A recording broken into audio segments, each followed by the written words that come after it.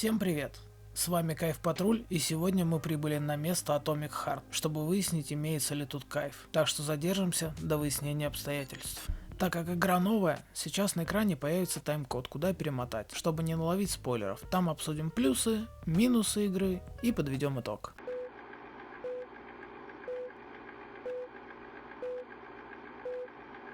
Первый запуск немного разочаровал. Сначала качался увесистый патч, а потом я обнаружил, что и стрим запускать на приставке запрещают.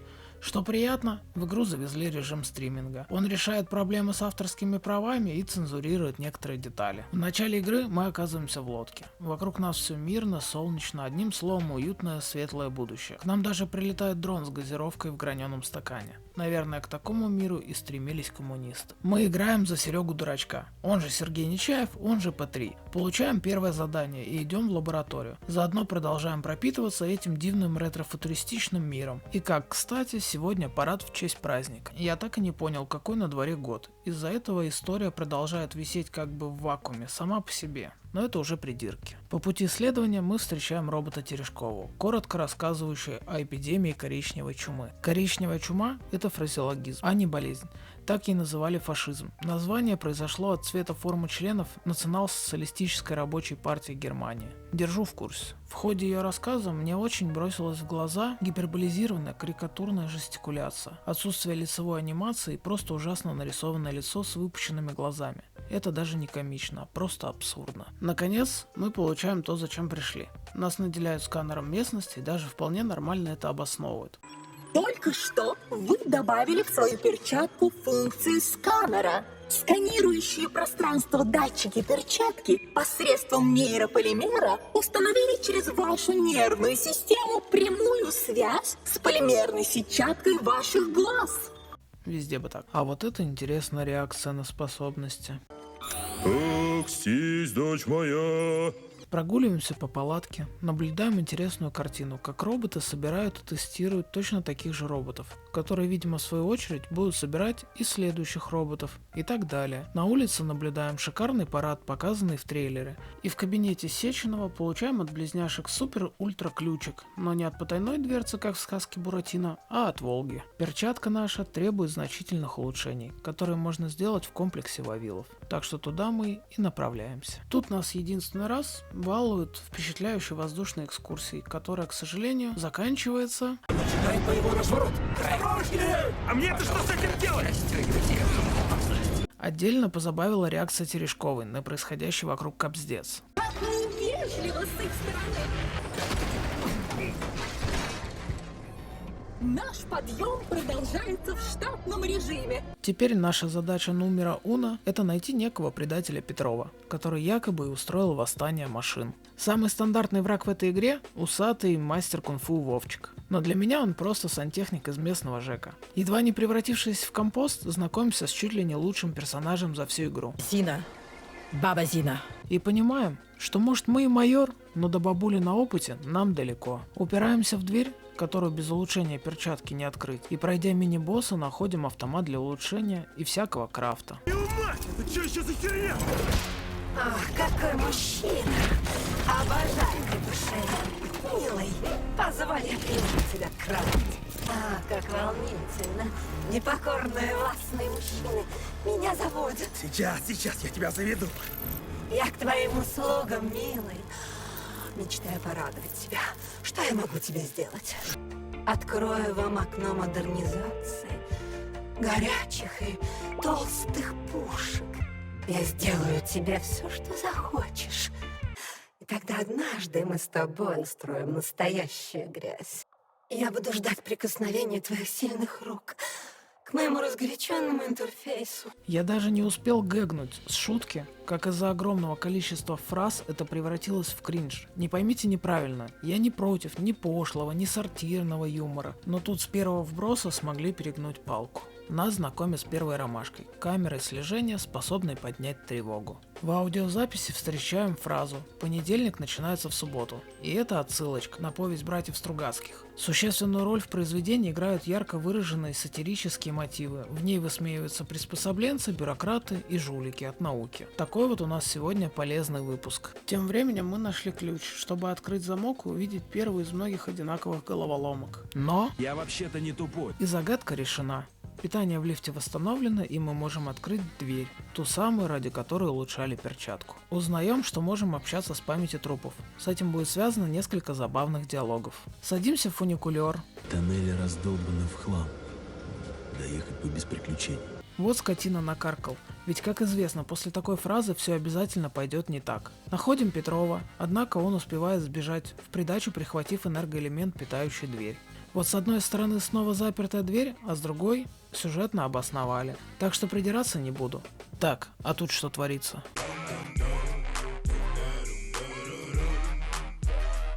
Находим некое радио будущего, которое математически вычисляет, какой будет музыка в будущем, и воспроизводит ее, что по сути и определяет то, какой она будет. Но не будем вдаваться в полемику про наблюдателя и суперпозицию, тут это объясняется. А также данное радио будет упомянуто через пол-игры. Приятно, что разработчики не забывают введенные в игру фишки. Целуем закрытую дверь и пиздохаем искать 3 колбы. В ходе поиска крафтим себе пистолет электро, не требующий патронов, который работает на восстанавливающейся энергии. Попадаем на склад, который нужно пробежать насквозь, аннигилируя сантехников и пчелок ремонтирующих. Находим тело нашего горе-злодея, который каким-то образом умудрился попасть под статичный погрузчик. Понимаю, что женщины живут дольше мужчин по причине тупости последних, но это вообще уникум какой-то. Связываемся для доклада с Сеченовым, которого интересует голова Виктора и какие-то кольца.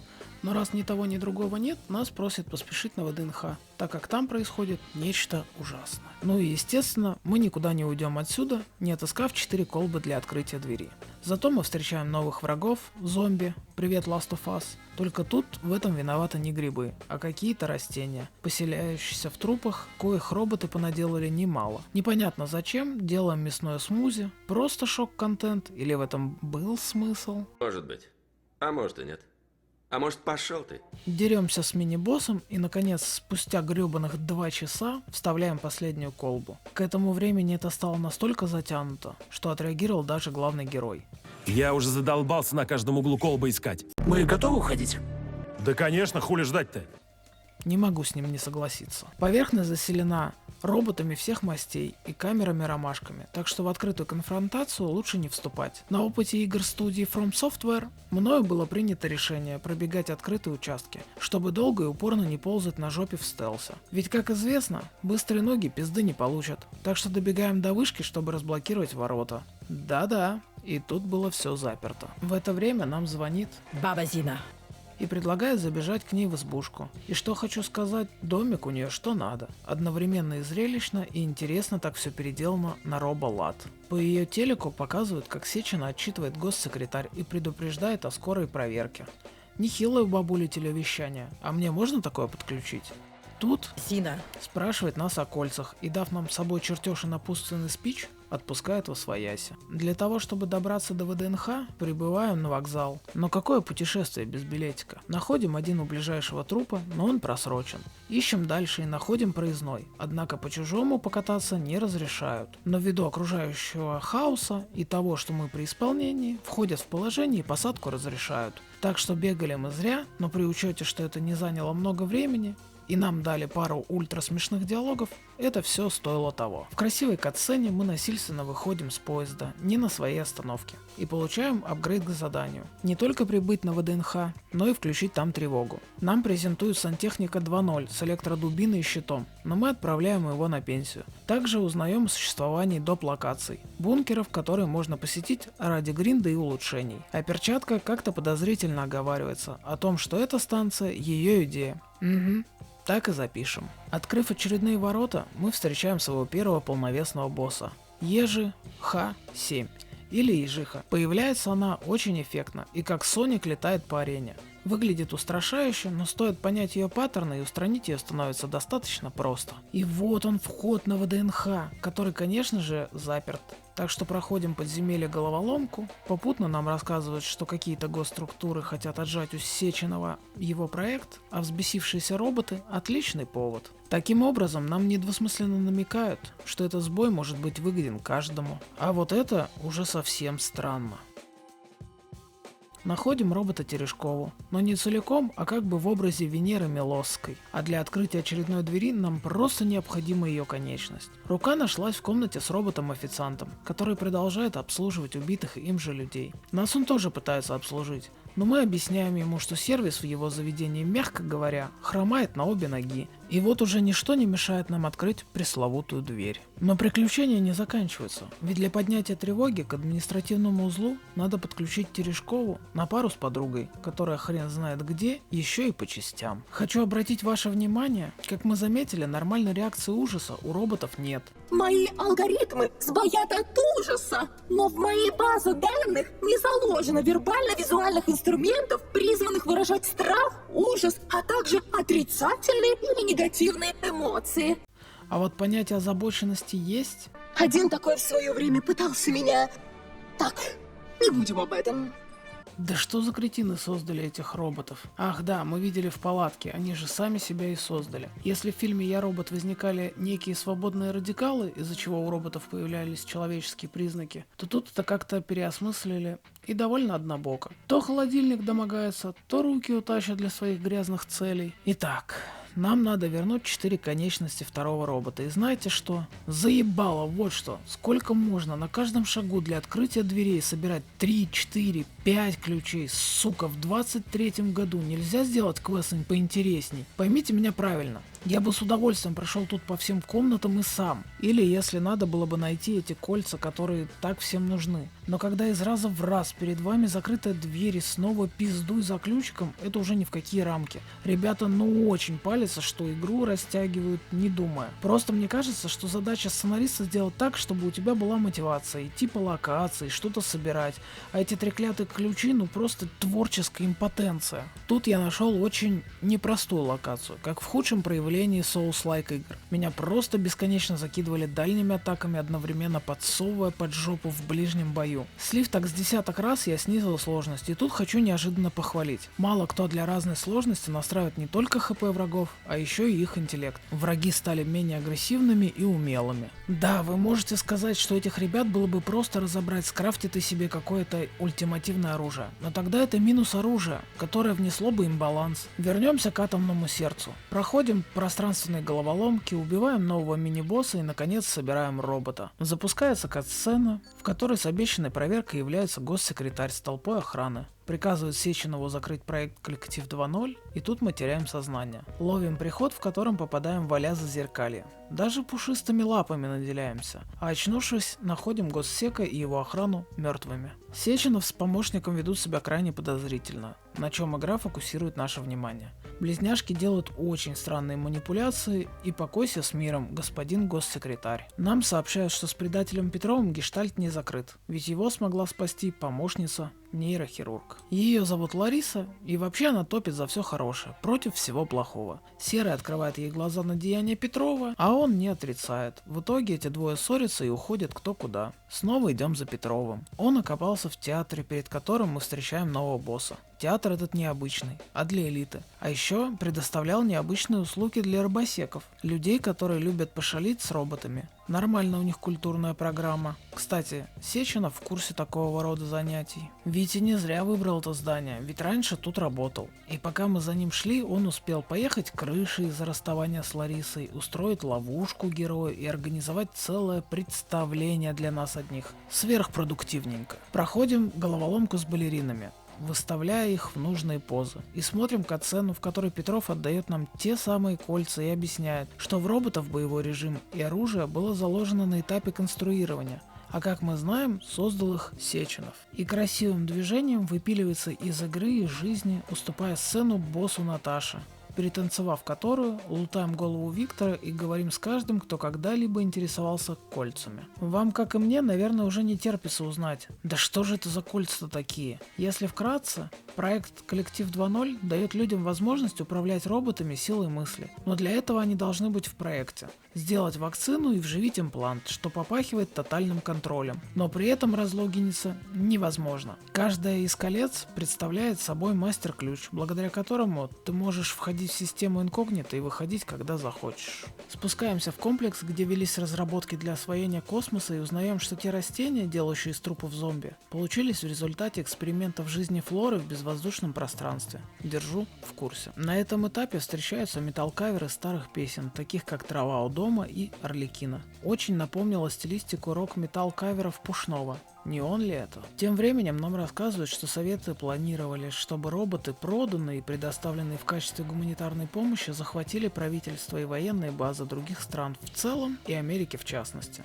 Но наконец-то клюква. Однако позже мы узнаем, что это планировалось сделать не просто так, а в ответ на действия Америки. Но почти вся инфа в записках, так что разбираться, кто первый начал, не будем. Мы находим трупы людей, над которыми тоже проводили какие-то эксперименты с полимером. Отдаем башку Вите товарищу Сеченову, но тут врывается Лариска и броском гранаты прерывает тусовку извлечения кодов из кожаной флешки. Снова отлетаем в приход Алисы. Принимаем звонок от Ларисы, которая хочет нам кое-что показать, так что ласты в руки и вперед к ней на маяк. Встречаем нового босса и объясняем ему превосходство человека над машинами. Прямо-таки восторг.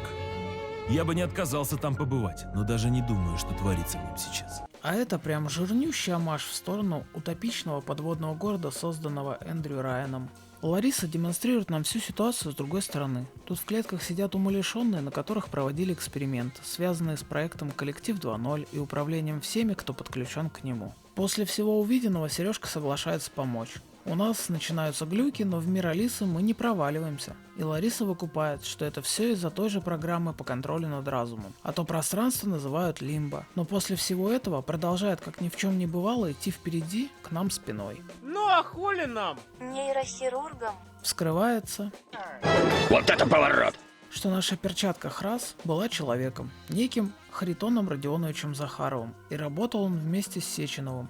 Но якобы последний убил и засунул Захарова в эту перчатку. Также узнаем, что у Сереги была жена, служившая с ним и преуспевавшая в балете и рукопашном бою. Но она не выжила, а с ее образа Сеченов сделал тех самых близняшек. Попадаем в комнату, где можем узнать прошлое нашего ГГ. Ведь у него, как бы банально это ни звучало, амнезия после ранения. Для этого достаточно отыскать 3 бобины и поочередно вставить в проигрыватель. Последнюю я так и не смог найти, потому что вовремя не сообразил обыскать все с рентгеновским зрением. Что ж, виноват сам. Поломавшись, Серегой было принято решение пойти вместе с Лариской к Сеченову, а там уже действовать по ситуации. Но план идет по одному месту. Ведь майор попадает в лимбо и, не управляя собой, убивает ее. Придя в себя, нас встречает Баба Зина. и рассказывает, что Теща я твоя, глупый ты дурак. попутно убеждая нас, что Сеченов зло воплоти и его надо валить. Тут небольшое отступление. Всю игру я надеялся, что финал окажется сложнее, чем просто ученый, злой гений, желающий управлять сознанием общества. Да, нам на это все намекало. Кто-то говорил прямым текстом, но в моем подсознании тлел уголек надежды, что буквально вот-вот и мы узнаем что-то такое, из-за чего вся наша информация перевернется с ног на голову и станет совершенно очевидно, что не Сеченов тут главный гад. Короче, в этом месте мы можем принять решение, пойти валить Сеченова или нет. Как вы понимаете, это 2 концовки игры. Так как альтернативного злодея нам не предложили, то в первую очередь я решил пойти и обвинить нашего ученого. На входе в штаб академика нас встречает одна из близняшек, новый босс-файт, бой с ней довольно зрелищный. Не будем долго останавливаться и пойдем дальше. Встреченную далее выставку роботов я покажу вам в конце видео. Если вкратце, здесь говорится, чем они вооружены и для чего они на самом деле предназначены. Находим Сеченова, а он вместо того, чтобы с нами объясняться, начинает припираться с перчаткой. Храс кидается обвинениями, академик ничего не отрицает.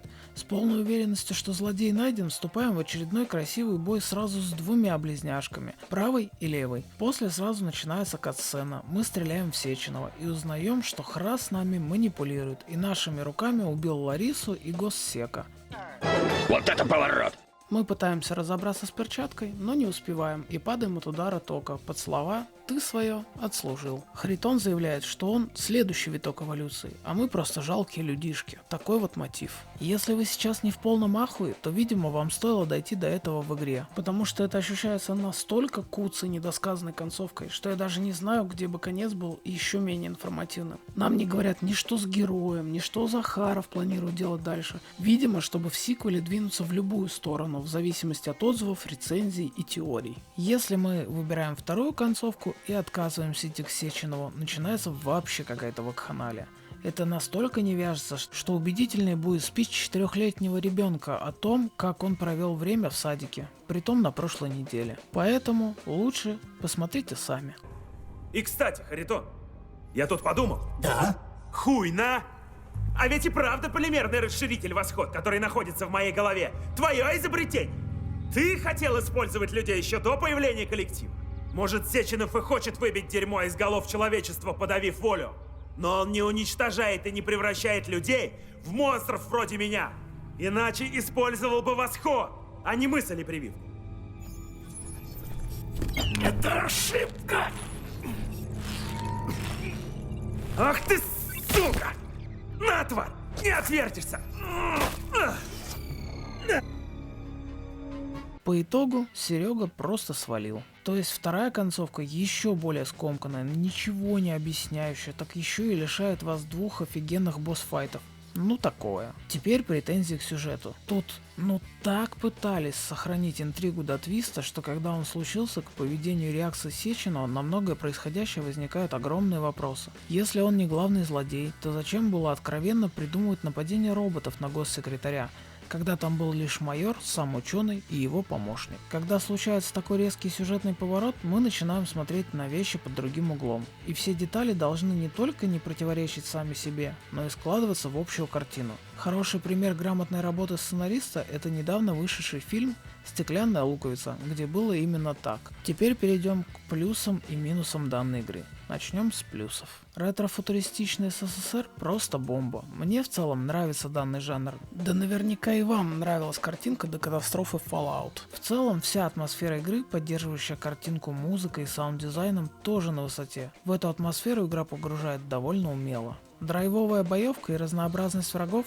каждому из которых нужен свой подход. Отношения главного героя и перчатки весьма неплохо раскрываются. Не уровень God of War, конечно, но в целом очень хорошо. Обуславливание лором каждого чиха, будь то сканер, способность или инвентарь, да даже наличие гребаных аптечек в роботах. Наличие разных вскрываемых замков и обилие разнообразных головоломок. А еще приятная мелочь, после смерти вам показывают мультик, где понятно не только кто вас убил, а еще и каким образом. Отличная режиссура катсцен, которая остается таковой до финальных титров. Также порадовала оптимизация. За все время игры на PS5 был только один вылет, а багов замечено не было. Неожиданная рубрика «Серая зона». В ней есть моменты, которые я не считаю за минусы, но в глаза это бросается. Сами решите, как вы к этому относитесь. Разработчики, как, впрочем, и любые другие, обещали невиданный доселе геймплей и experience. Но все, что мы видим в игре, уже где-то было. Тут буквально все пронизано заимственностью, как концепции скиллы Биошока и паркур из Dying Light. Из минусов стоит отметить, конечно, слабую сюжетную линию и скомканную концовку. Несмотря на широкий каст соперников, в сюжетных локациях вы деретесь парой-тройкой видов врагов, что ощущается довольно однообразно. Пустой открытый мир. Он, конечно, красивый и антуражный, единственное место, где они могли реализовать свою фишку про СССР будущего, являющуюся систем-селлером игры. Но из него как будто бы дементоры высосали всю радость. Да, он разбавляет геймплей, чтобы вас не задушили коридоры объектов, на которых проходит почти вся игра.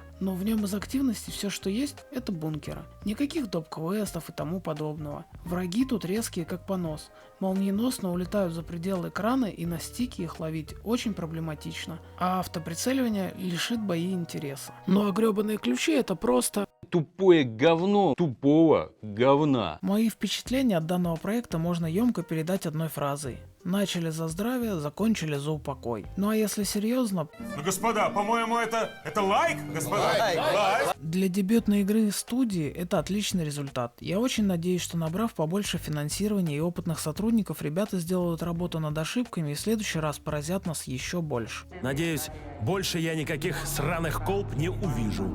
А теперь давайте насладимся разнообразием роботов, которых у нас никогда не будет. Ставьте лайки, подписывайтесь на канал, пишите свое мнение об игре, делитесь этим видео с друзьями, ваша поддержка важна для канала. И до встречи в новых видео. Конечности робота выполнены из СПТ-4 для лучшей результативности в процессе переламывания человеческого хребта. Максимальная скорость вращения колеса геодезического робота моноцикла ВШХ-69 способна рассечь человеческое тело пополам. Комплектуется пулеметом калибра 7,62. При необходимости вооружение сменяется на огнеметную или лазерную установки. Крупногабаритный наземный робот-погрузчик НАТ-256, НАТ-256 может выжать из человеческого тела до 5 литров крови в течение 20 секунд. Будучи мобильным медицинским аппаратом, ДОК хоть и не способен выполнять функции санитара или фельдшера, но зато прекрасно справляется с функциями патологоанатома, особенно если пациент еще в сознании. Экзоскелет для нейрополимерного существа на базе плюща. Благодаря элементу с механическим лазером, роса имеет наивысшую атакующую валидность. Время прохождения луча сквозь человеческую плоть равно 0,15 секунды. Идеален для ликвидации живого персонала. Обучен современным техникам ближнего боя. Держит приоритет ломать шейные позвонки, дабы пресечь малейший шанс на выживание цели. Легкий разведывательный дрон. В составе группы «Сипуха» способна поднимать в воздух врага и ронять его с большой высоты.